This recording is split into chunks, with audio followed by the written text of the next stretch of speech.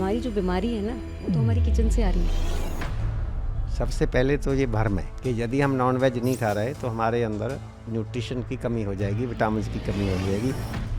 आपने घर में जूस तैयार किया, 1 घंटे के बाद शायद वो पीने लायक नहीं रहता, लेकिन आप पैकेट बंद जूस पी रहे हैं, उसके ऊपर 3-3 महीने की एक्सपायरी है, तो ये लाइफ उसमें कहाँ से आई? आप किसी भी बड़े हॉस्पिटल में जाएं, जो डायलिसिस करवा रहे हैं, स्टंट डलवा रहे हैं, बाईपास करवा रहे हैं, 10 में से 9 लोग या तो लंबे समय से हाई बीपी की गोलियां खाते पाएंगे, या तो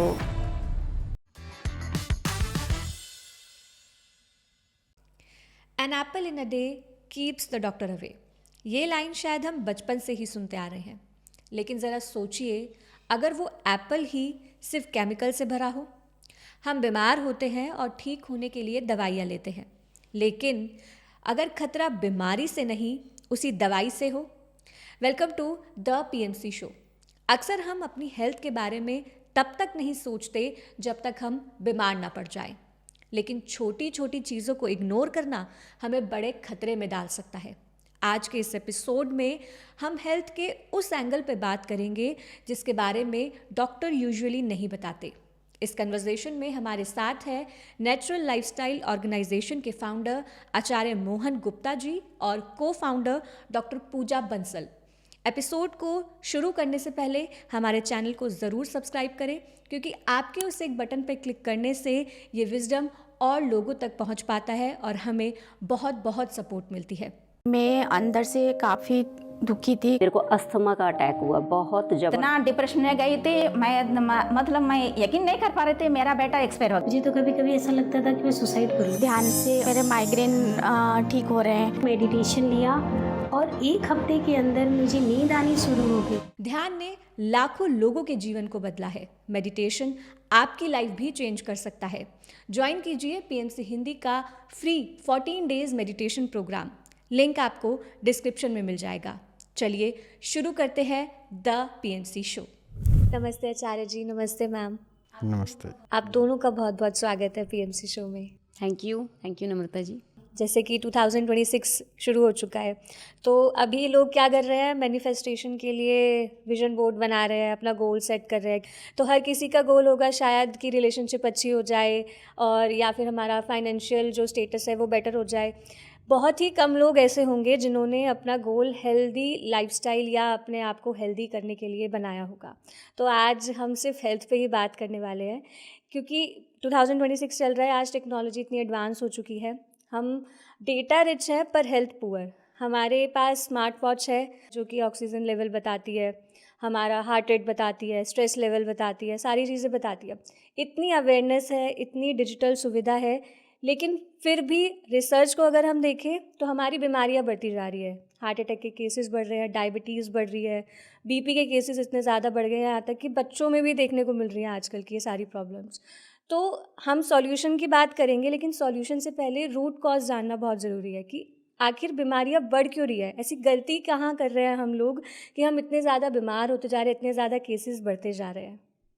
नम्रता जी, आपने बहुत ही इम्पोर्टेंट और नीड ऑफ द आवर के हिसाब से क्वेश्चन किया है। तो निश्चित रूप से हर चीज़ के कुछ फ़ायदे होते हैं और कुछ नुकसान। अगर किसी चीज़ का सही यूज किया जाए तो फ़ायदा होता है, मिसयूज हो जाए तो नुकसान होता है।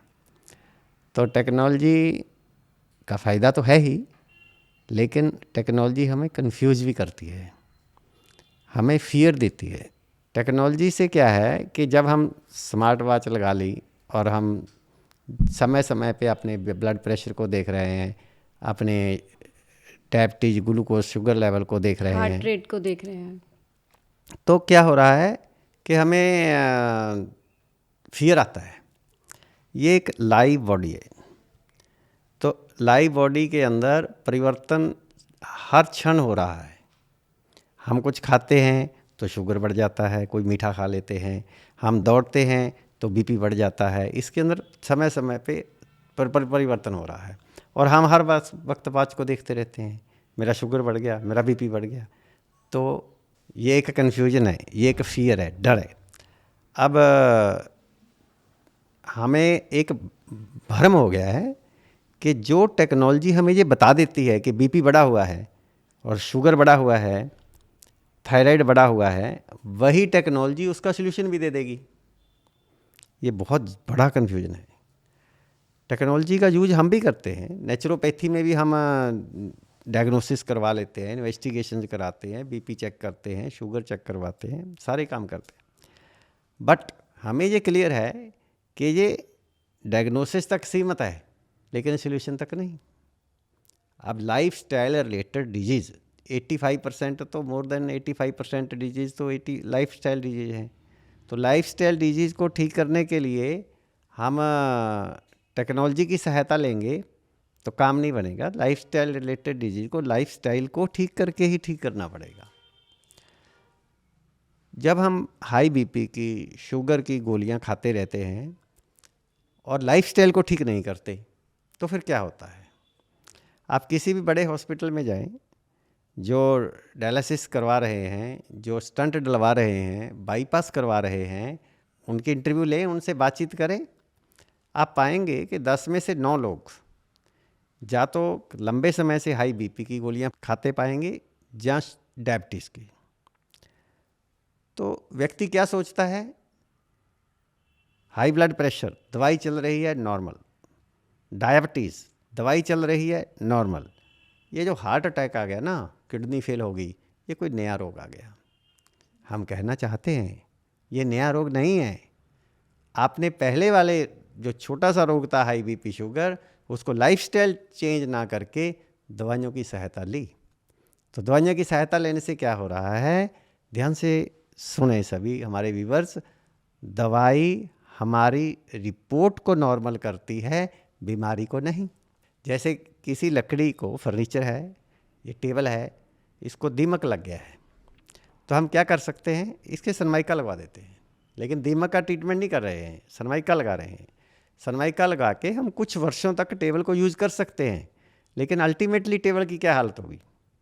टेबल में कुछ बचेगा ही नहीं, जैसे खोखला हो जाएगा। हाँ, ठीक ऐसे ही हम हाई ब्लड प्रेशर, शुगर की दवाइयाँ खा खा कर या और अलग अलग तरह की दवाइयाँ खा कर रिपोर्ट नॉर्मल कर रहे हैं, बीमारी नहीं, बीमारी तो बढ़ा रहे हैं। और मैं एक बात और कहना चाहूँगा, ये हमारी पुस्तक है, इसमें हमारा टाइटल है खतरा दवा से है, बीमारी से नहीं। इसका सब टाइटल है दवाई आपकी रिपोर्ट को नॉर्मल करती है, बीमारी को नहीं। तो जैसे ही हम ये लाइन बोलते हैं, सामने वाले को लगता है ये एलोपैथी के अगेंस्ट बोल रहे हैं। No no no no no, हम एलोपैथी की बात नहीं कर रहे, हम कह रहे हैं किसी भी दवा से। आप भले आयुर्वेदिक दवाई ले रहे हैं, होम्योपैथिक दवाई ले रहे हैं, लाइफस्टाइल को ठीक करने से ठीक होंगे आप, किसी भी दवाई से नहीं हो सकते। इसके हम एक और एग्जांपल लेते हैं। किसी को कॉन्स्टिपेशन हुआ, अब कॉन्स्टिपेशन होने पर आप क्या करेंगे? लैक्सेटिव लेंगे, परगेटिव लेंगे, कोई चूर्ण ले लेंगे, त्रिफला ले लेंगे। तो अल्टीमेटली अगर ऐसा ही करते रहेंगे, आगे चल के फिशर होगा, पाइल्स होगा, फिस्टुला होगा, एसिडिटी, गैस्ट्राइटिस, कैंसर तक के रोग लगते हैं। Constipation is a root cause of all the diseases, most of diseases obviously. अगर हम लाइफस्टाइल को ठीक कर लें तो कॉन्स्टिपेशन वैसे ही ठीक हो जाएगी। हमारे व्यूअर्स को ये भी बताना चाहती हूँ, नम्रता जी, मैं ये सबको बताना चाहती हूँ कि हम एलोपैथी के अगेंस्ट नहीं हैं। अगर कोई भी इमरजेंसी आ जाए, एक्सीडेंट हो जाए, तो एलोपैथी में जाना होगा। हड्डी टूट जाए तो प्लास्टर लगवाने के लिए जाना होगा। हमें भी ज़रूरत पड़ेगी, हम भी जाएंगे और जाते भी हैं। हम किसी के अगेंस्ट नहीं हैं, लेकिन हमें ये मालूम होना चाहिए कि कब कहाँ जाना है। जितनी भी लाइफस्टाइल डिजीज़ हैं, उनको लाइफस्टाइल को ठीक करके ठीक करना है और इमरजेंसी में उनका सहारा लेना है। तो हम किसी के अगेंस्ट नहीं हैं। ये बुक जो अभी हमने कुछ ही दिन पहले लॉन्च की है, तो मैं अपने सारे व्यूअर्स को ये गिफ्ट देना चाहती हूँ। आप इस बुक को हमारी वेबसाइट पे जाके फ्री डाउनलोड कर सकते हैं। आपके लिए बुक अवेलेबल है, आप सॉफ्ट कॉपी को डाउनलोड करके इसको आराम से पढ़ सकते हैं। और ये बहुत ही एक पॉकेट बुक की तरह है। इसमें अराउंड 60 पेजेस हैं। आप अपने ऑफिस से घर तक जाएंगे अपनी गाड़ी में बैठ के, मेट्रो में बैठ के, तो उतनी देर में आप इस बुक को पढ़ सकते हैं। तो आप बोल रहे हैं कि हमें दवाई नहीं लेनी है, लेकिन जो आजकल के नॉर्मल लोग हैं, अगर उनको बुखार भी हो रहा है, सर दर्द भी हो रहा है, तो हर कोई दवाई केमिस्ट से नॉर्मल ले लेंगे। डॉक्टर्स पे जाने की तो दूर की बात है कि हम खुद से केमिस्ट पे जाएंगे, खुद ही डॉक्टर बन जाएंगे कि हमारे सर में दर्द है और हमें ये दवाई दे दीजिए सर दर्द की। लेकिन आप बोल रहे हैं कि हमें दवाई नहीं लेनी है, तो क्या करें हम? मतलब अगर हम नहीं दवाई लेंगे, हमारे सर में दर्द हो रहा है, इंस्टेंट हमें कुछ काम करना है, उस सिचुएशन में हम क्या करें, कैसे डील करेंगे? देखिए नम्रता जी, आपकी इस क्वेश्चन को ना मैं एक स्टोरी के साथ आंसर करना चाहूँगी। एक छोटा बच्चा है, वो पार्क में खेल रहा है अपनी बॉल के साथ। खेलते खेलते अंधेरा हो जाता है और उसकी बॉल कहीं घास के बीच में छुप जाती है, उसको दिख नहीं रही। वो उदास होता है, घर आता है तो कभी सोफ़े के नीचे कुछ देख रहा है, कभी बेड के नीचे देख रहा है। तो उसके फादर वहीं बैठे हैं और पूछते हैं, क्या हुआ बेटा, क्यों परेशान है? वो बोलता है, पापा मेरी बॉल ना पार्क में गुम हो गई, उसको ढूंढ रहा हूँ। तो उसके फादर माथा पकड़ लेते हैं। वो कहते हैं, बेटे बॉल तो पार्क में गुम हुई है, आप घर में ढूंढ रहे हो। तो हमारी जो बीमारी है ना, हमारी जो लाइफस्टाइल डिजीज़ हैं, वो तो हमारी किचन से आ रही हैं और हम उसको केमिस्ट शॉप पे ढूंढ रहे हैं, हम उसको डॉक्टर के क्लिनिक पे ढूंढ रहे हैं। जितनी भी लाइफस्टाइल डिजीज़ हैं वो आ रही हैं किचन से, और हमारे फूड को ठीक करके, हमारे भोजन को ठीक करके उन बीमारियों को ठीक किया जा सकता है। और ये बात सिर्फ हम नहीं कह रहे हैं, नेचुरोपैथी में नहीं कह रहे हैं हम केवल, आयुर्वेदा भी इसी बात को कह रहा है। आयुर्वेदा क्या कह रहा है? If your food is wrong, medicine is of no use. If your food is right, medicine is of no need. यदि आपका भोजन गलत है तो दवाई लेने से कोई फ़ायदा नहीं हो सकता, और यदि आपका भोजन ठीक है तो आपको दवाई लेने की कोई आवश्यकता नहीं पड़ सकती। आपका भोजनालय ही आपका औषधालय होना चाहिए। Your food should be your medicine. And not only Ayurveda, allopathy के जनक, जिन्होंने एलोपैथिक मेडिसिन को लेकर आया सोसाइटी में, समाज में, हिपोक्रेट्स क्या कह रहे हैं? एमबीबीएस डॉक्टर्स जो अपनी एमबीबीएस कंप्लीट करने के बाद उनकी शपथ लेते हैं, ओथ लेते हैं, वो हिपोक्रेट्स क्या कह रहे हैं? Let food be thy medicine. अपने भोजन को ही औषधि बनाइए। एक और बहुत पावरफुल बात कह रहे हैं हिपोक्रेट्स। हिपोक्रेट्स कह रहे हैं, healing power with in us, the true healers of the diseases. रोगों को ठीक करने की शक्ति आपके शरीर के अंदर है। देखिए ना नम्रता जी, ये मेरे पास पेन है। इस पेन का जैसा रॉ मटेरियल होगा इसकी मैन्युफैक्चरिंग यूनिट में, वैसा ही तो पेन बनकर सामने आएगा। ठीक ऐसे ही जो फूड है, जो खाना है, food is the raw material of the body. अगर गाड़ी का पेट्रोल ही ख़राब हो, हम कितने भी मैकेनिक बदल लें, गाड़ी ठीक नहीं चल सकती। ठीक ऐसे ही अगर हमारे शरीर का भोजन ही ठीक नहीं है, खाना ही ठीक नहीं है, तो हम कितने ही डॉक्टर्स के पास चले जाएं, हम स्वस्थ नहीं रह सकते।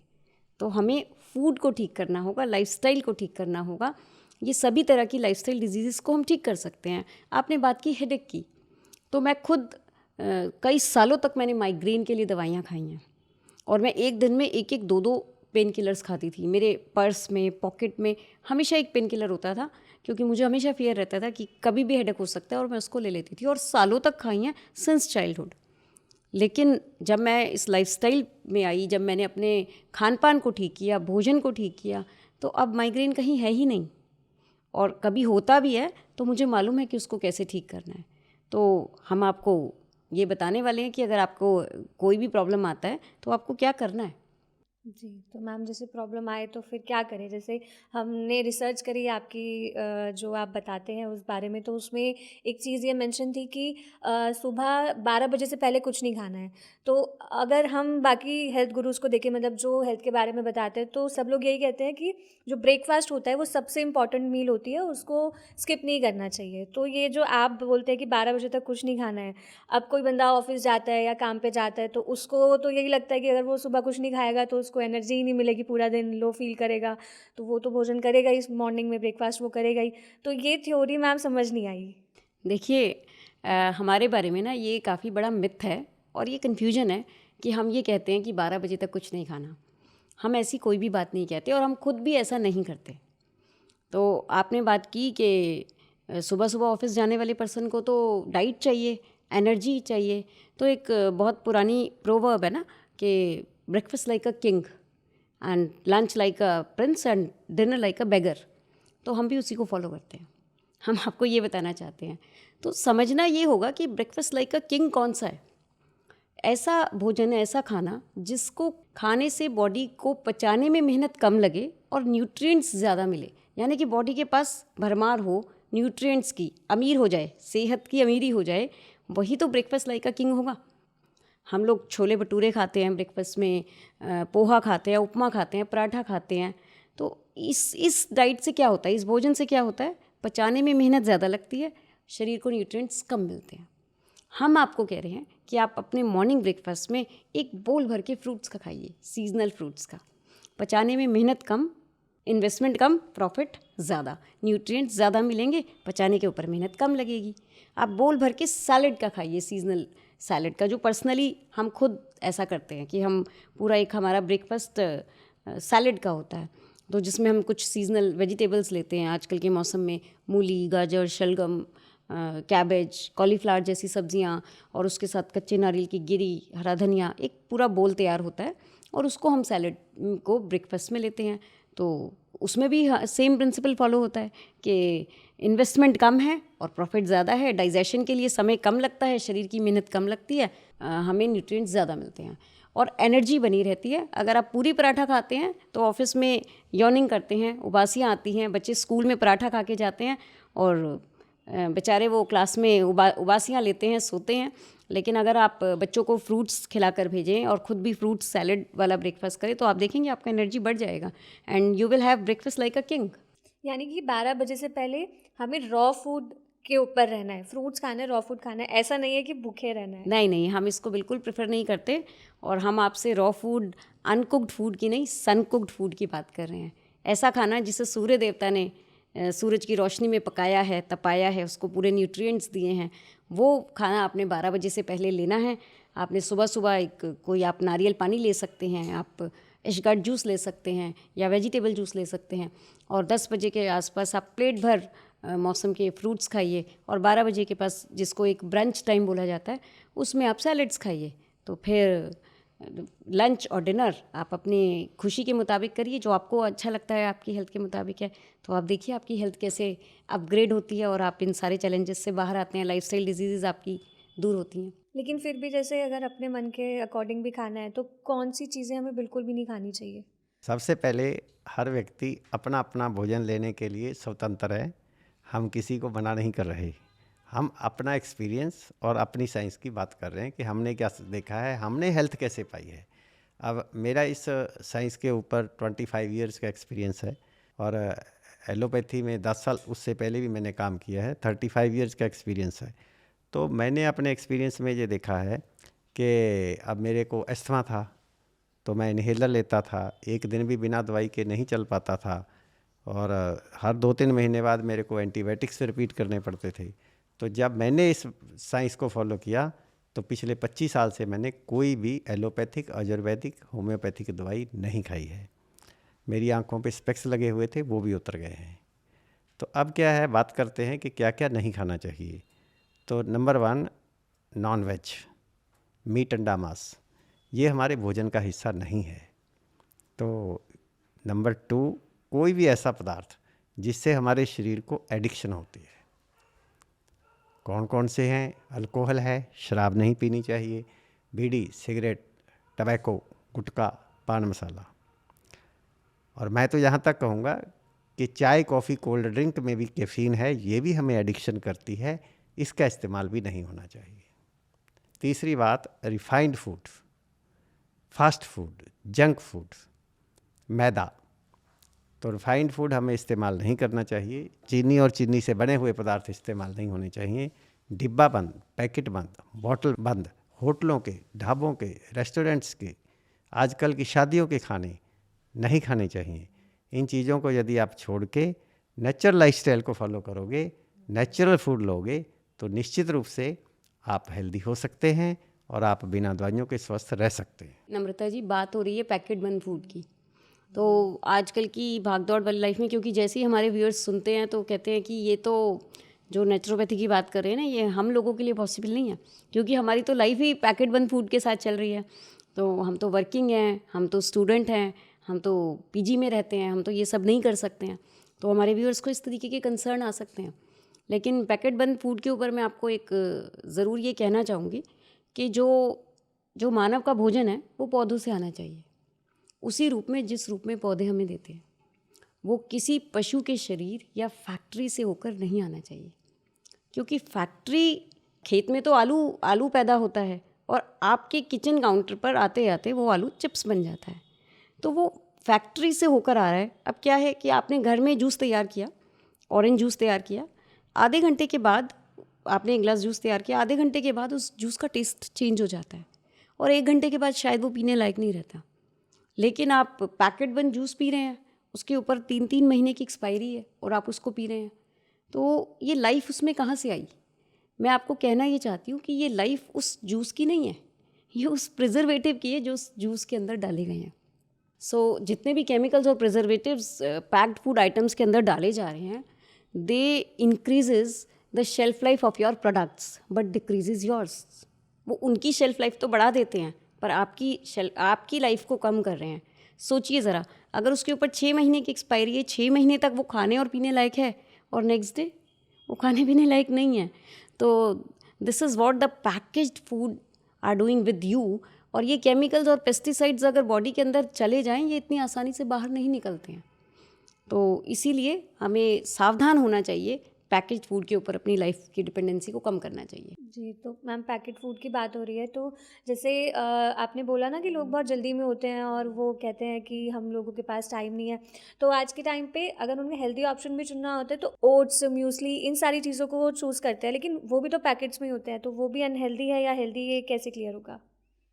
देखिए, मैंने आपको पहले भी बताया कि मानव का भोजन सीधा पौधों से आना चाहिए, उसी रूप में जिस रूप में पौधे हमें देते हैं, तो वो फैक्ट्री से नहीं आना चाहिए। जितना भी पैक्ड फूड है और अगर उसके ऊपर एक्सपायरी लिखी है, दैट मीन्स उसके अंदर छेड़छाड़ की गई है, वो डायरेक्ट पौधों से नहीं आ रहा है। जो आपको फल और सब्जियां मिल रहे हैं डायरेक्ट आपको प्लांट्स से मिल रहे हैं और उनकी एक्सपायरी उन्हीं के ऊपर होती है। 1-2 दिन में वो दिखने लग जाते हैं कि वो खाने लायक नहीं है, तो किसी भी पैक्ड फूड को हम प्रेफर नहीं करते। तो जैसे कि अभी सर ने जैसे बोला कि हमें नॉनवेज भी नहीं खाना है, तो अब बहुत सारे लोग ऐसे होते हैं जो नॉनवेज छोड़ देते हैं और फिर वो जो एक थॉट रहता है कि नॉनवेज से हमें विटामिन्स, प्रोटीन्स, ये सब मिलता है, तो उसके लिए फिर वो मल्टीविटामिन की गोली खानी शुरू करते हैं या फिर सप्लीमेंट्स लेने लगते हैं। तो क्या ये सही है कि नॉनवेज तो उन्होंने छोड़ दिया है लेकिन उन्होंने जो है मल्टीविटामिन्स और ये सप्लीमेंट्स, एक्सटर्नल चीज़ें लेना शुरू कर दिया है, तो क्या ये ठीक है? सबसे पहले तो ये भ्रम है कि यदि हम नॉन वेज नहीं खा रहे तो हमारे अंदर अलग अलग तरह की न्यूट्रिशन की कमी हो जाएगी, विटामिन की कमी हो जाएगी। ये हम इन्फीरियरिटी कम्प्लेक्स आ गया हमारे अंदर नॉन वेज खाने वालों को देख देख कर, तो ये सच्चाई नहीं है। हाथी क्या खाता है, घोड़ा क्या खाता है, गधा क्या खाता है, ऊँट क्या खाता है, बैल का क्या खाता है, जितने भी शक्तिशाली पावरफुल पशु हैं, पक्षी हैं, वो क्या खाते हैं? जो जिनकी हम बात कर रहे हैं ये सब वेजिटेरियन खाना ही खाते हैं और कितना हेल्दी है। हमारी तो पावर को हॉर्स पावर से नापा जाता है। तो इसलिए इस भरम से बाहर निकले हम कि हमें नॉन वेज से ही सारे विटामिन मिलेंगे और मल्टीविटामिन टैबलेट खा लें। मल्टीविटामिन टैबलेट डाइजेस्ट नहीं होती हैं। हमारा थंब रूल क्या है? मानव का भोजन पौधों से आना चाहिए, उसी रूप में जिस रूप में पौधे हमें देते हैं, किसी कारखाने से या पशु के शरीर से नहीं आना चाहिए। तो मल्टीविटामिन्स खेतों से आ रही हैं क्या? पौधों से आ रही हैं? नहीं, मल्टीविटामिन्स पौधों पे नहीं लगती और वो फैक्ट्री में होके आ रही हैं। तो मल्टीविटामिन्स के भी साइड इफ़ेक्ट्स होते हैं। वो अगर हम विटामिन डी की ओवरडोज हो जाए, ज़्यादा खा लें, तो हमारा कैल्शियम की डिपोजिशन हो जाती है हार्ट की आर्टरीज़ के अंदर, किडनी स्टोन होते हैं, तो हार्ट डिजीज़ लगती हैं ये विटामिन की गोलियां ज़्यादा खाने से। और अगर मैं सीधे रूप में बोलूं, इस धरती पे कोई दवाई ऐसी है ही नहीं जिसका कोई भी साइड इफ़ेक्ट ना हो। आप गूगल पे डाल के देख लीजिए कि मल्टीविटामिन खाने से क्या क्या साइड इफ़ेक्ट्स होते हैं। तो वही चीज़ यदि हमें प्लांट बेस्ड फूड से मिल रही है तो फिर हम बॉडी को आर्टिफिशियल चीज़ें क्यों दे रहे हैं? यदि हम अपने शरीर को काम नहीं देंगे तो शरीर काम करना भूल जाएगा। तो यदि हम शरीर को बने बनाए विटामिन देने शुरू कर देंगे तो हमारे शरीर के ऑर्गन विटामिन बनाना भूल जाएंगे, उनको अपने आप जो आप फूड दे रहे हैं उसमें से विटामिन को बनाने दें, ना कि विटामिन रेडीमेड खा के काम चला लें। ये अननेचुरल है, टोटल अननेचुरल। देखिए, आपने बात की प्रोटीन की। ये आजकल एक बहुत बड़ा फैड कि हमारी बॉडी को इतने प्रोटीन चाहिए, हमारे को ये खाना है, प्रोटीन रिच डाइट खानी है। ये एक मार्केट में एक बहुत बड़ा एक कैंपेन चला हुआ है कि अगर प्रोटीन नहीं खाएंगे तो ये नहीं मिलेगा, वो नहीं मिलेगा, हमारी मसल्स वीक हो जाएंगे या बोन्स वीक हो जाएंगे। तो हम इस बात को अंडरस्टैंड करें कि प्रोटीन है क्या। तो प्रोटीन तो एक बॉडी बिल्डिंग फूड है। अब देखिए ना, हम इस बिल्डिंग में बैठे हैं, आपके स्टूडियो में हम बैठे हैं। जब ये बिल्डिंग कंस्ट्रक्ट हो रहा था तो इसको सीमेंट भी चाहिए था, ईट रोड़ी बदरपुर भी चाहिए था, सब कुछ चाहिए था। लेकिन अब जब ये पूरा कंस्ट्रक्ट हो चुका है तो इसको क्या चाहिए? इसको तो बस पेंट पॉलिश चाहिए। ठीक ऐसे ही हमारी बॉडी है। जब हम ग्रो कर रहे होते हैं, जो ग्रोइंग चाइल्ड हैं, उनको प्रोटीन की ज़रूरत ज़्यादा होती है, उनको चाहिए। लेकिन जब हम एक एज में ग्रो कर चुके हैं, हम 25-30 साल के हो चुके हैं, हमारी हाइट बढ़ चुकी है, तो फिर हमारी प्रोटीन की रिक्वायरमेंट कितनी है? आपकी बॉडी वेट के मुकाबले 0.8 ग्राम। अगर आपका बॉडी वेट 50 kg है तो आप इंटू करिए 0.8, यानी कि आपको 40 ग्राम प्रोटीन डेली डाइट में चाहिए। तो आप वो आपको जितनी भी नेचुरल डाइट है उससे मिल सकता है। आप डेली गुआवास के मौसम में गुआवा खाइए, which is very good source of protein. और आप डेली ताज़ी दालें खाइए ना। मैं कहना ये चाहती हूँ कि वेजिटेरियन डाइट में कहीं दूर से दूर तक भी प्रोटीन की कमी नहीं है। आप देखिए ना, आप 1 कटोरी 50 ग्राम दाल कुक करिए अपने लिए, 50 ग्राम दाल से भी आपको 10 से 12 ग्राम प्रोटीन मिलता है। और अगर आप ताज़ी दालें खाते हैं, ताज़ी दालें मैं किसको बोल रही हूँ? जितनी भी तरीके की मार्केट में बीन्स अवेलेबल होती हैं, और हर मौसम में कोई ना कोई बीन्स होती हैं। कभी फ्रेंच बीन्स होती हैं, कभी सिंगरे होते हैं, मूंगरे होते हैं, सेम की फली होती है, और आजकल के मौसम में मटर है, छोलियाँ हैं, ये सब प्रोटीन लोबिया रिच है। की फली होती है। लोबिया की फली है। तो आप डेली 50 ग्राम बीन्स अपनी या मटर या छोलियाँ अपनी सब्ज़ी के साथ ऐड करिए। जो आप कुक्ड फूड खा रहे हैं उसमें सब्ज़ी के अंदर डालिए, आपको कभी भी प्रोटीन की कमी नहीं होगी। तो आप अपनी प्रोटीन की कमी को ऐसा पूरा कर सकते हैं। एक्चुअली प्रोटीन ज़्यादा खाने से नहीं, पचाने से फ़ायदा होगा। तो हम सिर्फ खाने की बात कर रहे हैं। अब देखिए ना, हमारा जो ब्लड है उसकी पीएच किससे मिलती है? मंकीज़ से। बंदर से हमारे ब्लड की पीएच वैल्यू मैच करती है। और ऐसा माना जाता है कि हमारे पूर्वज जो हैं वो मंकीज़ थे, बंदर थे। हमारा जो बजरंगबली की औलाद हैं हम। तो हम बजरंगबली के बच्चे हैं। तो बजरंगबली हनुमान जी क्या खाते थे? वो फ्रूट्स और वेजिटेबल्स ही खाते थे। मतलब वो तो शायद कुक्ड फूड भी नहीं खाते होंगे, यही खाते होंगे। तो वो उनके अंदर कितनी शक्ति थी कि वो संजीवनी बूटी लेने गए और पूरा पहाड़ ही उठा कर ले आए। तो फ्रूट्स और वेजिटेबल्स खाकर हमारे अंदर कमी कैसे आ सकती है प्रोटीन की? नहीं आ सकती। तो हमें अपनी साइंस पर और मदर नेचर पर भरोसा करना होगा। हमें प्रोटीन की कोई कमी नहीं होने वाली है। जी मैम, और जैसे ये जो विटामिन B12 और कुछ कहते हैं कि सी फूड से भी हमें कुछ न्यूट्रिएंट्स मिलते हैं, तो क्या वो भी ये हमारे जो प्लांट बेस्ड फूड है उससे पूरे हो जाते हैं सारी चीज़ें? देखिए, डेफिनेटली सी फूड से आपको कुछ विटामिन्स मिलते होंगे। तो अगर पॉटी को टेस्ट कराया जाए ना, तो कुछ अच्छी चीज़ें तो उसमें भी मिल जाएंगी। तो सी फूड से भी कुछ अच्छा मिल सकता है, मैं उस बात को डिनाई नहीं कर रही हूँ। लेकिन जो B12 है, ये एक और नया मिथ है कि जो वेजिटेरियंस हैं उनके अंदर B12 की कमी होती है। ये एक नया मिथ है। एक्चुअली तो B12 एक डर्ट विटामिन है जो कि मिट्टी से मिलता है। अब पहले के जो लोग थे वो खेतों में काम करते थे और खेतों में ही वहीं खाते पीते भी थे, सीधा फल सब्जियों को तोड़ते थे, वहीं पर ही खाते थे और वहीं पर ही रेस्ट कर लेते थे। बच्चे जो है मिट्टी में खेलते थे, लोग कुओं का पानी पीते थे, उनको मिट्टी का फ़ायदा होता था। अब चलिए, आज हम वो सब तो नहीं कर सकते हैं, हमारी लाइफस्टाइल कुछ अलग है शहर में रहने वाले लोगों की। तो हम क्या कर सकते हैं? आज भी हम प्लास्टिक बॉटल्स को छोड़कर हम मिट्टी के घड़े, सुराही में पानी रखकर हम वो पानी पी सकते हैं। हम मोरिंगा लीव्स, सहजन जिसको बोला जाता है, सहजन की फलियाँ आती हैं। सहजन की फलियाँ जो कि एक B12 रिच फूड है, उसको आप अपने डाइट में इंटेक कर सकते हैं। उसका सूप बनाकर आप ले सकते हैं, उसको अपनी सब्ज़ी में ऐड कर सकते हैं। और अगर ये भी पॉसिबल नहीं है तो अच्छे मोरिंगा पाउडर्स मिलते हैं मार्केट में। अगर आप फ्रेश पे नहीं भी जा सकते हैं तो उसको अपने सैलड के साथ और या फिर अपनी सब्ज़ी के साथ ऐड करके 1 चम्मच आप डेली ले सकते हैं, आपको उससे B12 मिल जाएगा। और मेरा क्वेश्चन कि जिन एनिमल्स को खाकर हम अपना B12 पूरा करना चाहते हैं वो एनिमल्स क्या खाते हैं? वो भी फ्रूट्स और वेजिटेबल्स ही खाते हैं। तो उनका फूड क्या है? तो जो उनका फूड है वो आप खा लीजिए। तो ऑटोमेटिकली हमारी बॉडी के अंदर वो मैकेनिज़्म है कि वो सारे विटामिन्स, मिनरल्स, प्रोटीन्स जो उसको चाहिए या तो वो उनसे ले लेगा या फिर वो उनको बॉडी के अंदर बना लेगा। तो उसके लिए हमें किसी भी आर्टिफिशियल सप्लीमेंट्स पे जाने की बिल्कुल भी ज़रूरत नहीं है। दिस इज़ ऑल कह सकते हैं ये एक बिजनेस फैड है। एक और मिथ है कि लोगों को लगता है कि जो हेल्दी फूड है वो रिच लोगों के लिए है, जो मिडिल क्लास लोग हैं या जो लोअर क्लास लोग हैं वो उसे अफोर्ड नहीं कर सकते, वो बहुत एक्सपेंसिव होगा, बहुत महंगा होगा। लेकिन वही पैसे वो पार्टियों में ज़रूर खर्च कर सकते हैं, उनको पार्टीज़ में जाना हो तो वहाँ वो ज़रूर खर्च कर सकते हैं। तो एक बजट अगर बनाना हो, अगर हम कंपैरिजन करना चाहें तो एक बजट हम कैसे बना सकते हैं? लोगों को लगता है कि ये हेल्दी फूड जो है वो महंगा है। तो सबसे पहले जब भी हम अपने भोजन का चुनाव करेंगे तो ये देखेंगे कि food should be seasonal, regional and reasonable. फल और सब्जियां मौसम की होनी चाहिए। हम क्या करते हैं, अपनी अमीरी अपने पेट को दिखाते हैं।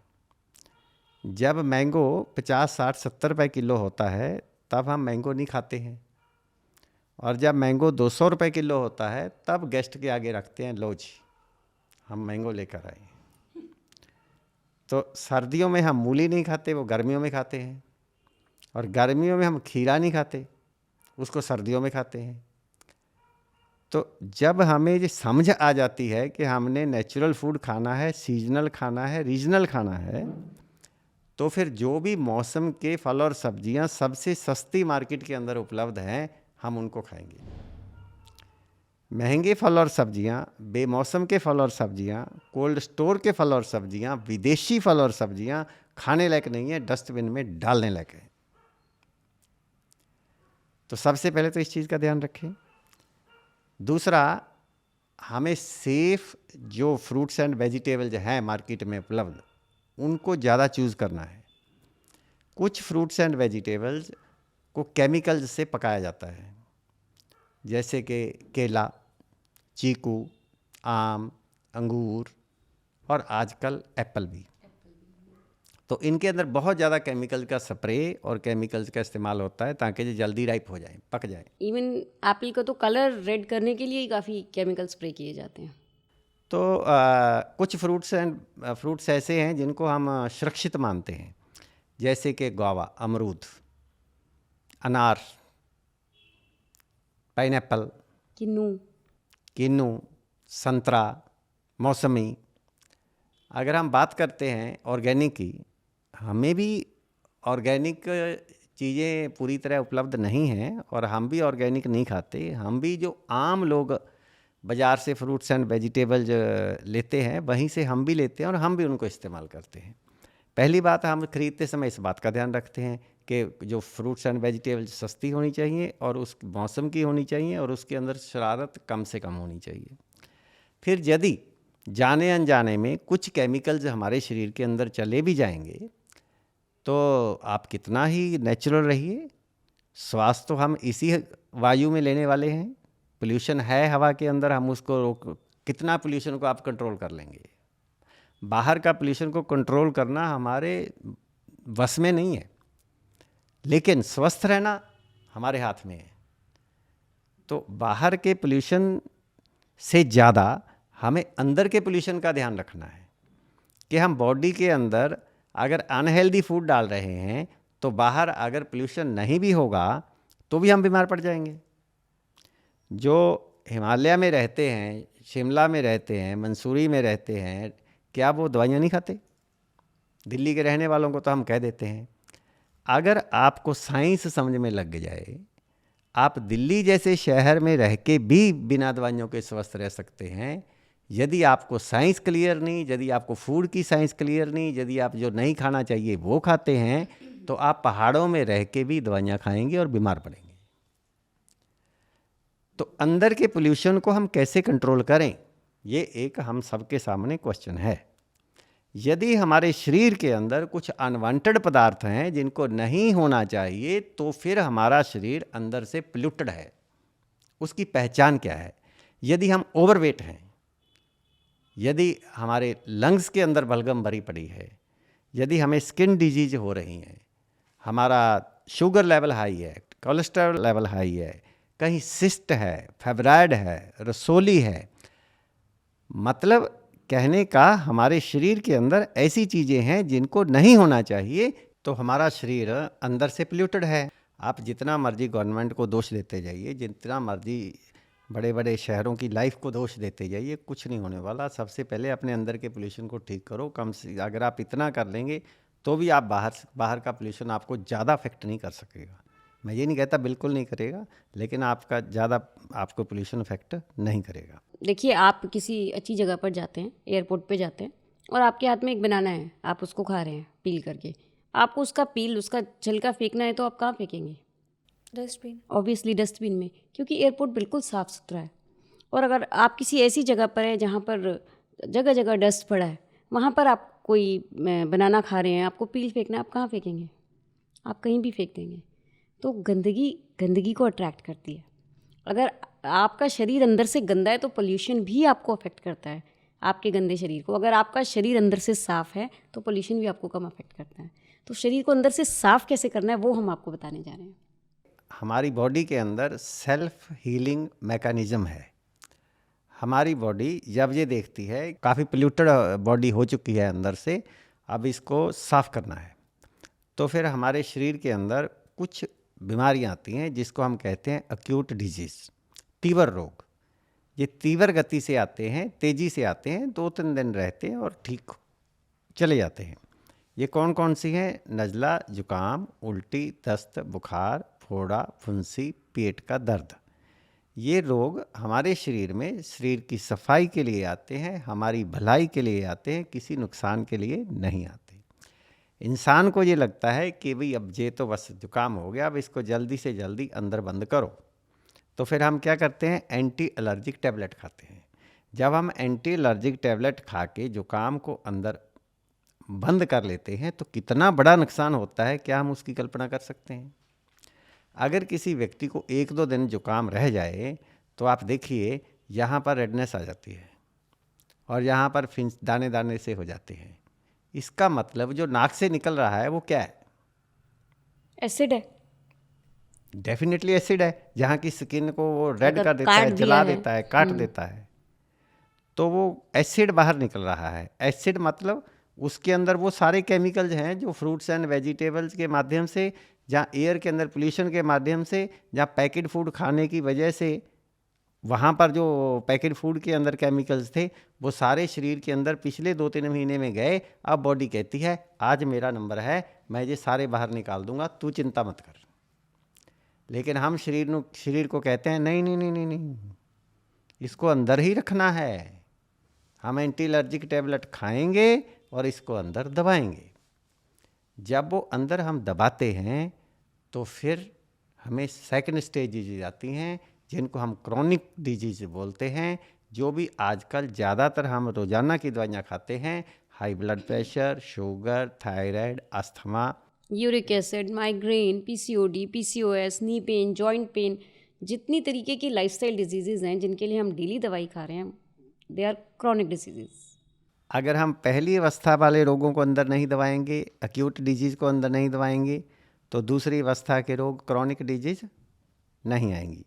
अब जब हम क्रॉनिक स्टेज वाले रोगों को, इन रोगों को भी वर्षों तक high blood pressure, sugar, thyroid, uric acid की दवाइयाँ खा खा के अंदर दबाते हैं, फिर हमें तीसरी स्टेज वाले रोग आते हैं। वो कौन से हैं? तीसरी है डिस्ट्रक्टिव। ऑब्वियसली अगर हम पहली स्टेज को दबाएंगे तो एक अगली खतरनाक स्टेज आई क्रॉनिक। अब क्रॉनिक को दबाएंगे तो स्टेज 3rd आएगी या 1st आएगी? ऑब्वियसली 3rd आएगी और ख़तरनाक डिजीज स्टेज आएगी जिसका नाम है डिस्ट्रक्टिव डिजीज़, यानी कि मारक रोग, जिनमें है cancer, heart attack, stroke, paralysis, ऐसी बीमारियां जो जानलेवा हैं, जो जान ले सकती हैं।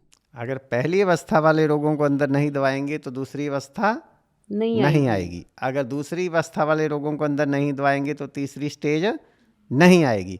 हम किसी भी अवस्था में हों आप भी यू टर्न ले सकते हैं। सवाल पैदा होता है कि यू टर्न लेंगे कैसे? यू टर्न लेने के लिए जब जब भी हमें नज़ला जुकाम उल्टी दस्त बुखार आए, आज के बाद हम उसको अंदर नहीं दवाएंगे, हम उसको बिना दवाई के ठीक करेंगे और बहुत जल्द करेंगे। कैसे ठीक करेंगे? सबसे पहले जब जब हमें नज़ला जुकाम उल्टी दस्त बुखार होता है, हमें भूख नहीं होती है।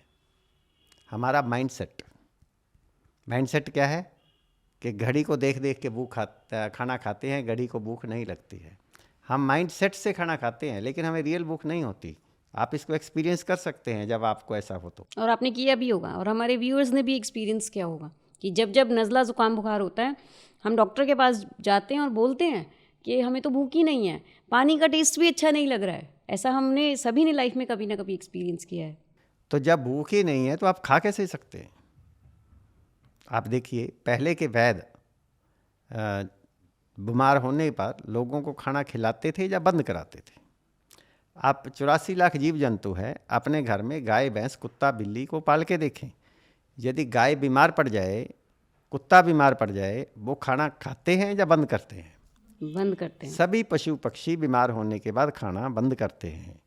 मानव बीमार होने के बाद, नज़ला जुकाम उल्टी दस्त बुखार होने के बाद और खाता है। लेकिन ये मिथ भी तो मतलब बड़े बुजुर्ग भी तो ये बोल देते हैं कि खाना खा नहीं तो और बीमार हो जाएगा। तो बड़े बुजुर्ग भी तो दवाई ही खा रहे हैं पहला। अब बड़े बुजुर्ग भी पहले वाले तो नहीं रहे। हमारे पहले वाले पूर्वज ये गलती नहीं करते थे। हमारे भारत की एक कहावत है, पंजाब में बोली जाती है जी, मैं पंजाब का रहने वाला हूँ। जर जकाम परौना। जर का मतलब फीवर, बुखार, जुकाम का मतलब कोल्ड, और बुखार का मतलब परौना का मतलब मेहमान। जर जकाम परौना, 3 दिन खाने को ना दो तो वापस नहीं आना। जुकाम को, बुखार को और मेहमान को यदि 3 दिन तक कुछ खाने को ना दो तो दोबारा वापस नहीं आते हैं। तो पहला काम तो ये करना है। अब आज के व्यूअर्स को यदि मैं बोल दूं कि 3 दिन मत खाओ, वो तो डर जाएंगे, वो तो उनको तो लगेगा हम तो मर ही जाएंगे। जबकि आज तक किसी अखबार में खबर नहीं आई कि किसी व्यक्ति को 1-2 दिन 3 दिन खाना नहीं मिला, वो मर गया। ऐसा नहीं है, खाने से मर रहे हैं। ऐसा नहीं है, लेकिन डर जाएंगे।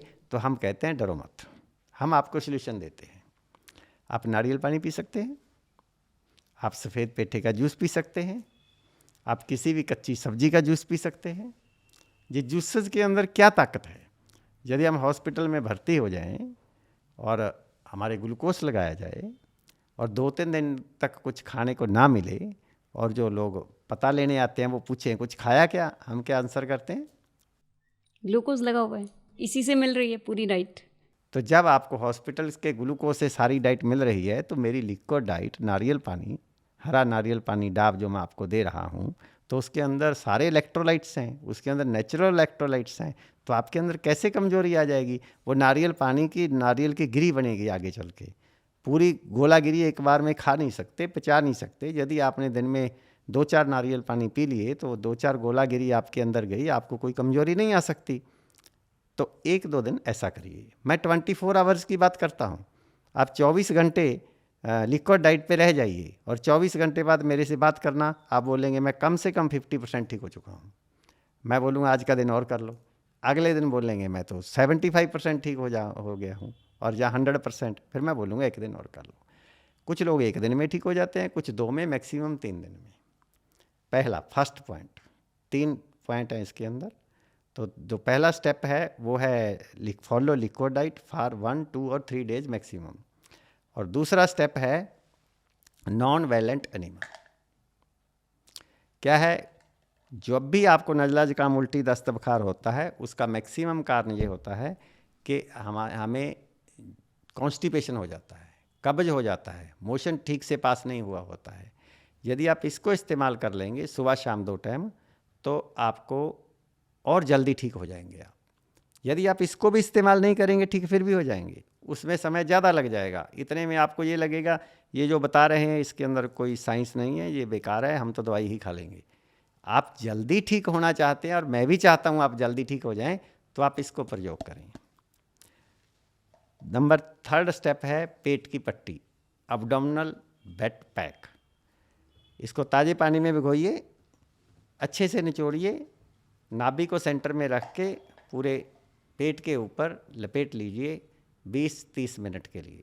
ये 3 स्टेप फॉलो करें, आप कई एक्यूट डिजीज नज़ला जुकाम उल्टी दस्त बुखार बिना दवाई के ठीक हो जाएंगे। ये जो स्टेप था वो इससे पहले वाला, उसको कैसे करना है? तो आपका क्वेश्चन है कि एनीमा को कैसे करना है। देखिए, सबसे पहले तो मैं आपको ये बताना चाहती हूँ कि आपको एनीमा से बिल्कुल डरने की ज़रूरत नहीं है। इसका नाम है नॉन वायलेंट एनीमा, यानी इसका यूज़ करने से शरीर को, बॉडी को कोई भी किसी तरीके का नुकसान नहीं होता।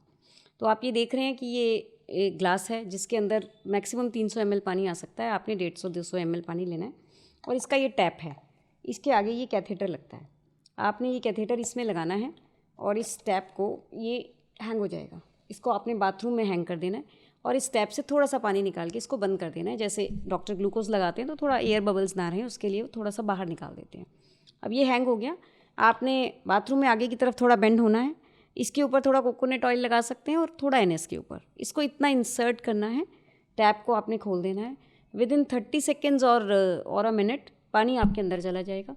फिर आपने इसको बाहर निकाल के खड़े होकर थोड़ा सा हाथ को अपना गीला करके नॉर्मल वाटर से, गर्म पानी से नहीं, नॉर्मल वाटर से, और अपने स्टमक की, एब्डोमेन की क्लॉकवाइज आपने मसाज करनी है। 2-3-4 मिनट के बाद आपको थोड़ा प्रेशर होगा, आप उस दौरान टॉयलेट के आसपास ही रहें, आप बिल्कुल फ्रेश हो जाएंगे। आपकी पता नहीं कब कब की गंदगी शरीर से बाहर निकलेगी, आपको पता चलेगा कि कॉन्स्टिपेशन थी। और मैं आपको ये बताना चाहती हूँ, अपने व्यूअर्स को भी बताना चाहती हूँ कि मेरे अपने घर में मेरे 2 बच्चे हैं। मेरा सन जो है, बेटा जो है, वो 25 साल का है और मेरी डॉटर 23 ईयर्स की है। और मेरे दोनों बच्चों ने जन्म से आज तक कभी कोई दवाई नहीं खाई है। सिंस चाइल्डहुड उनको मैंने बिना किसी दवाई के पाला है।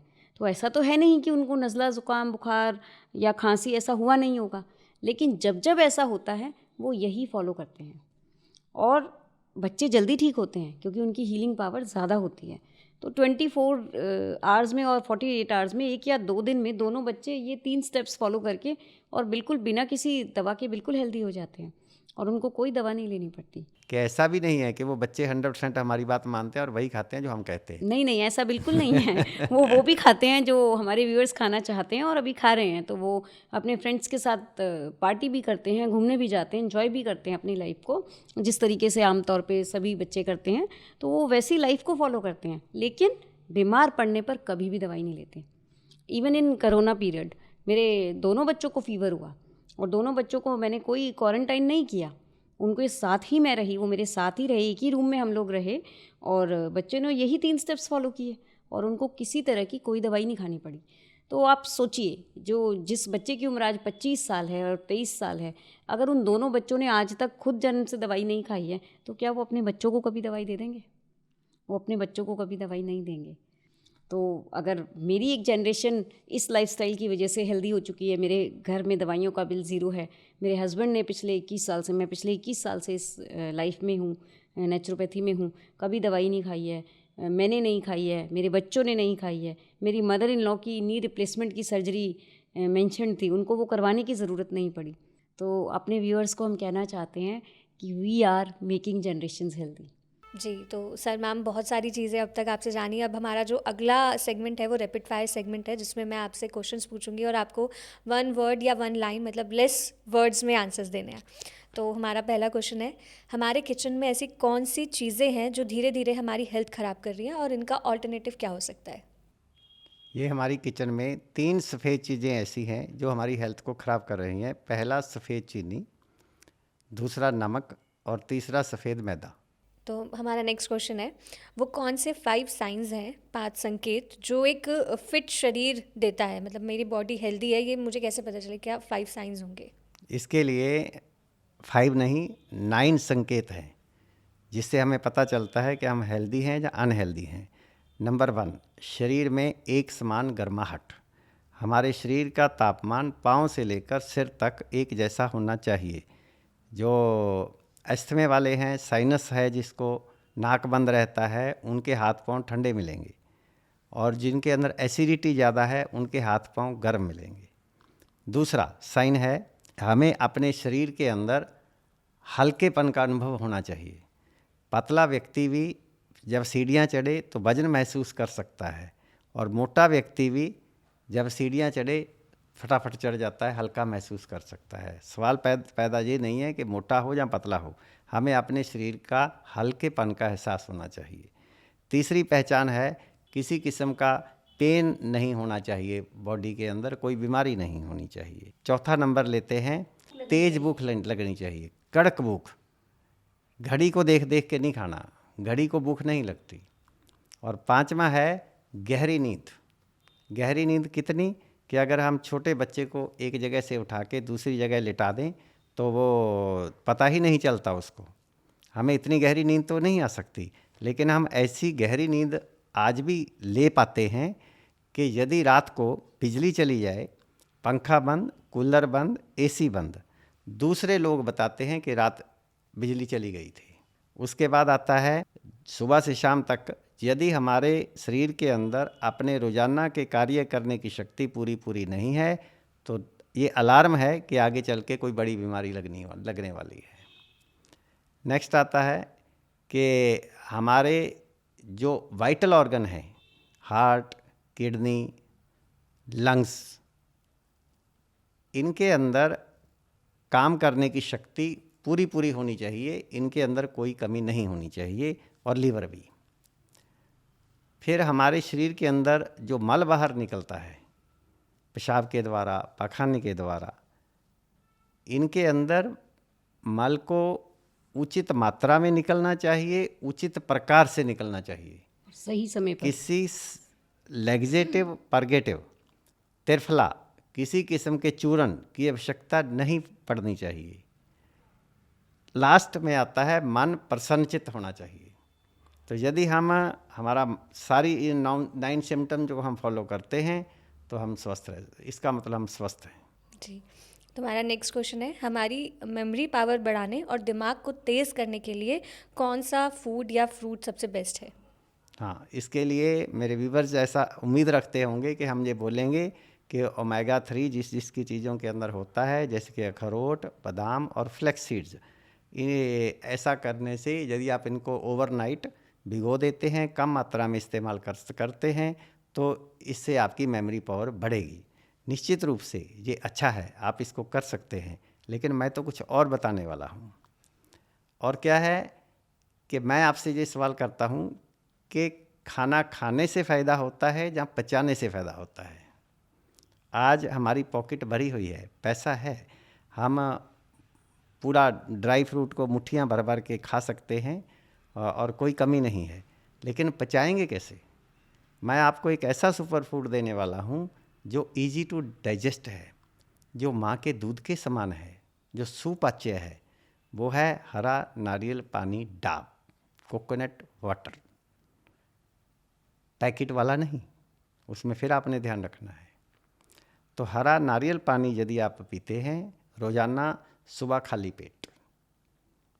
पेट साफ होने के बाद 1 गिलास घूंट करके, किसी नमक, उसके अंदर कोई नमक मिर्च मसाला नहीं मिलाना है, तो आपको बहुत बेहतरीन फ़ायदा होगा। इसके अंदर इलेक्ट्रोलाइट्स हैं, इसके अंदर सोडियम है जो हमारे ब्रेन को हाइड्रेट रखता है, इसके अंदर पोटाशियम है जो कि हमें अलर्ट रखता है, इसके अंदर विटामिन सी है, इसके अंदर विटामिन B1, B2, B6 है, इसके अंदर ग्लूकोस है। ये ग्लूकोस एकदम से स्पाइक नहीं करता, शुगर को एकदम से नहीं बढ़ाता। डायबिटीज़ वालों को भी नारियल पानी पीने से फ़ायदा होता है। सबसे ज़्यादा फैट और सबसे कम फैट वाला फल? तो सबसे ज़्यादा फैट नम्रता जी कोकोनट के अंदर है, जो कच्चे नारियल की गिरी अभी हमने आपको सैलेड के साथ खाने के लिए बताई, उसके अंदर सबसे ज़्यादा फैट है। लेकिन इसका जो MCT क्वालिटी है, यानी कि मीडियम चेन ट्राइग्लिसराइड्स, तो ये लिवर में जाके फैट में नहीं, एनर्जी में कन्वर्ट होता है। तो ये सबसे फैट वाला फल है। और सबसे कम फैट वाला फल है तरबूज। जिस फ्रूट के अंदर जूस ज़्यादा है, पानी की मात्रा ज़्यादा है, वो कम फैट वाला फल है। सबसे ज़्यादा शुगर और सबसे कम शुगर वाला फल? सबसे ज़्यादा शुगर वाला फल है आम, चीकू, केला, अंगूर, ये सब ज़्यादा शुगर वाले फल हैं। और सबसे कम शुगर वाला फल है पपीता, जामुन और अमरूद, गुआवा। सबसे ज़्यादा प्रोटीन और सबसे कम प्रोटीन वाला फल? सबसे ज़्यादा प्रोटीन आपको मिलेगा अमरूद में, एवोकाडो में, और सबसे कम प्रोटीन वाला फल है तरबूज, खरबूजा, संतरा। सबसे ज़्यादा कैल्शियम और सबसे कम कैल्शियम वाला फल? सबसे ज़्यादा कैल्शियम वाला फल है अंजीर, फिग्स। अगर आप ड्राई अंजीर खाते हैं तो उसमें कैल्शियम और भी ज़्यादा है। फ्रेश अंजीर भी आप खा सकते हैं, ड्राई अंजीर भी कैल्शियम के लिए अच्छा है। और सबसे कम कैल्शियम आपको जो जूसी फ्रूट्स हैं, तरबूज, खरबूजा, इनके अंदर कैल्शियम की मात्रा कम है कंपैरेटिवली। ओके, सबसे ज़्यादा विटामिन सी और सबसे कम विटामिन सी वाला? सबसे ज़्यादा विटामिन सी है आंवला के अंदर एंड देन अमरूद के, गुआवास के अंदर। हरा आंवला जो ताज़ा आता है, आंवले के मुरब्बे की बात नहीं कर रही हूँ, जो हरा आंवला ताज़ा आता है उसके अंदर सबसे ज़्यादा विटामिन सी है और सबसे कम विटामिन सी है बनाना के अंदर। हम बार बार ये कहना चाहते हैं कि किसी भी भोजन को खाने से नहीं पचाने से फ़ायदा होता है। तो मदर नेचर को हमारी फ़िक्र ज़्यादा है, हमसे ज़्यादा, तो उसने अलग अलग मौसम में अलग अलग तरह के फल बताए हैं। तो अब अगर मैंने आपको बोला कि ज़्यादा प्रोटीन अमरूद में है, गुआवा में है, तो ऐसा नहीं है कि गुआवा का मौसम नहीं है और आप गुआवा खा रहे हैं। तो आपने अलग अलग मौसम में जो मौसम के फल और सब्जियां हैं आपने वो खाने हैं। आपकी बॉडी को जो भी चाहिए, उससे प्रोटीन चाहिए, विटामिन सी चाहिए, कैल्शियम चाहिए, वो बॉडी अपने आप क्रिएट कर लेगी। आप मौसम के फल और सब्जियां खाइए। तो मैम सर, लास्ट क्वेश्चन हमारे दर्शकों के लिए 2026 की वो एक हेल्दी हैबिट जो उनकी लाइफ बदल दे। 2026 में मैं अपने सभी व्यूवर्स को कहना चाहूँगा कि वो सनलाइट लें, सूर्य की रोशनी। सूर्य की रोशनी से हम वंचित हो चुके हैं टोटल। यदि सूर्य की रोशनी नहीं लेंगे, हमारे शरीर के ऊपर सूर्य की रोशनी नहीं पड़ेगी तो क्या नहीं मिलेगा। आप कितना मर्जी न्यूट्रिशनल फूड ले लो, वो डाइजेस्ट नहीं होगा। एसिमिलेशन तभी होता है बॉडी के अंदर न्यूट्रिशन का, कैल्शियम का, यदि हम सनलाइट लेंगे। तो सनलाइट रोज़ाना लेनी है। रोज़ाना नहीं ले सकते तो हफ्ते में 5 दिन ले लीजिए, 4 दिन ले लीजिए, छुट्टी वाले दिन ले लीजिए, लेकिन उससे टोटल उसको इग्नोर करके ना चलें। तो सनलाइट किस समय लेनी है? हम सनलाइट सुबह सुबह की लें। सुबह जब सूर्य की धूप के अंदर रोशनी होती है, गर्मी नहीं होती। कितनी देर तक लेनी है? लेते लेते जब हमारा शरीर हल्का सा गर्म हो जाए, जब अंदर के भागों में पसीना आ जाए, तो तब आप धूप को छोड़ दें। और जब धूप लें तो सिर को ढक के रखें। अगर आप रोज़ सुबह की धूप लेंगे हमारे व्यूअर्स, तो आपको विटामिन डी के लिए कोई सप्लीमेंट्स खाने नहीं पड़ेंगे। आपको नेचुरल सनलाइट से ही वो सब मिल जाएगा जो आपके शरीर को विटामिन डी की ज़रूरत है। आपको किसी बाहर के सप्लीमेंट्स को खाने की ज़रूरत नहीं पड़ेगी। तो हमें अपने खिड़की दरवाज़ों को खोलना है 2026 में और शरीर के ऊपर धूप लगानी है। जी, तो मैम सर, बहुत अच्छा लगा आपसे बात करके। और व्यूअर्स से भी यही उम्मीद करूंगी, जो आपने जो बोला है कि सनलाइट ले, लेकिन सनलाइट के साथ साथ जो पूरे पॉडकास्ट में आपने बोला कि प्लांट बेस्ड फूड, हमारा जो खाना है वो पौधों से आ रहा है, तो हमें उसे एज इट इज़ लेना चाहिए। तो वो अप्लाई करेंगे और एक हेल्दी लाइफस्टाइल की ओर आगे बढ़ेंगे। Thank you sir, thank you ma'am. Thank you Namrata So ji, nice of thank you so much. इस एपिसोड से हमने यही सीखा कि हर बीमारी का इलाज बाहर नहीं, हमारे पास ही होता है। हम अपनी लाइफस्टाइल को बदलकर, अच्छे खान पान को चुनकर, अच्छी नींद लेकर, अच्छे लोगों के साथ रहकर एक हेल्दी लाइफ जी सकते हैं। इस एपिसोड को अपने दोस्तों, अपने रिश्तेदारों के साथ भी शेयर करें ताकि वो भी अपनी लाइफस्टाइल को बदलकर एक हेल्दी लाइफ जी सके। याद रखिए, अवेयरनेस भी हीलिंग का पहला स्टेप होता है। Stay healthy, stay aware. हमारे चैनल को सब्सक्राइब करना ना भूलें ताकि ऐसे ही और वीडियोस हम आप तक पहुंचा पाएँ। Thank you. PMC हिंदी बदले जीवन।